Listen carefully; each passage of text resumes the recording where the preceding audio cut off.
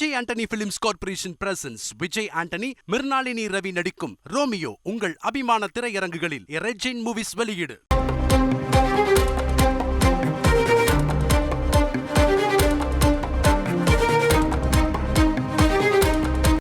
நம்முடைய அண்ணன் டிடிவி அவர்களை பார்த்து 16 ஆண்டுகளுக்கு பிறகு வந்திருக்கின்றார்.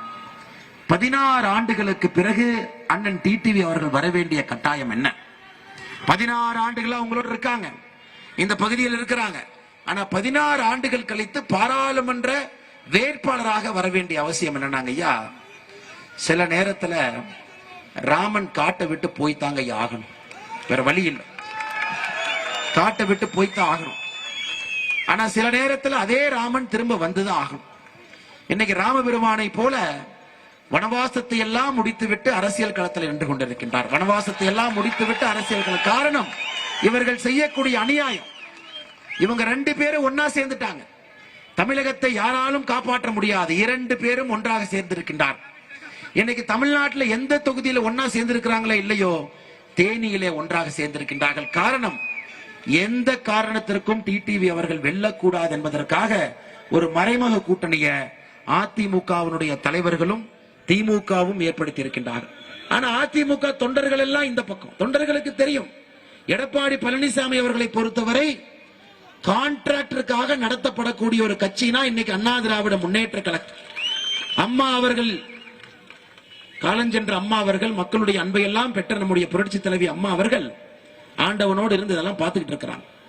இன்னைக்கு எடப்பாடி பழனிசாமி அவர்கள் இந்த கட்சியை கான்ட்ராக்டருக்கு தாரை வார்த்திருக்கின்றார். அவர் போட்டிருக்கக்கூடிய வேட்பாளரை மட்டும் பாருங்க. அனைத்து இந்திய அண்ணா திராவிட முன்னேற்ற கழகத்தினுடைய இன்னைக்கு எடப்பாடி பழனிசாமி அவர்கள் யாருக்கு சீட்டு கொடுத்திருக்காங்கன்னு பாருங்க. உண்மையான அண்ணா திராவிட முன்னேற்ற கழகத்தினுடைய தொண்டர்கள் அதை ஏற்றுக்கொள்ள மாட்டார்கள். அதனால்தான் நான் தொடர்ந்து சொல்லிக் கொண்டிருக்கின்றேன், 2024 தேர்தலுக்கு பிறகு எடப்பாடி பழனிசாமி அவர்கள் தலைமையிலான அண்ணா திராவிட முன்னேற்ற கழகம் இருக்காது. அந்த தொண்டர்கள் எல்லாம் அண்ணன் டிடிவி தினகரன் அவர்கள் பின்பு அணிவகுத்து நிற்க போகின்றார்கள்.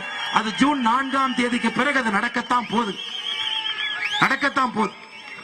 2024 ஜூன் 4ஆம் தேதிக்கு பிறகு அனைத்து இந்திய அண்ணா திராவிட முன்னேற்ற கழகம் எந்த உண்மையான தலைவர் கைக்கு வர வேண்டுமோ அந்த உண்மையான தலைவருடைய கைக்கு அது வரத்தான் போகிறது.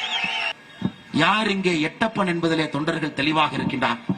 அன்பு சகோதர சகோதரிகளே, நாமும் தெளிவாக இருக்க வேண்டும். இதெல்லாம் நடக்க வேண்டும் என்றால் அண்ணன் டிடிவி தினகரன் அவர்கள் தேனி பாராளுமன்ற தொகுதியில் ஜெயிக்க வேண்டும். Vijay Antony films corporation presents Vijay Antony, Mirnalini Ravi நடிக்கும் ரோமியோ உங்கள் அபிமான திரையரங்குகளில் ரெஜின் மூவிஸ் வெளியீடு.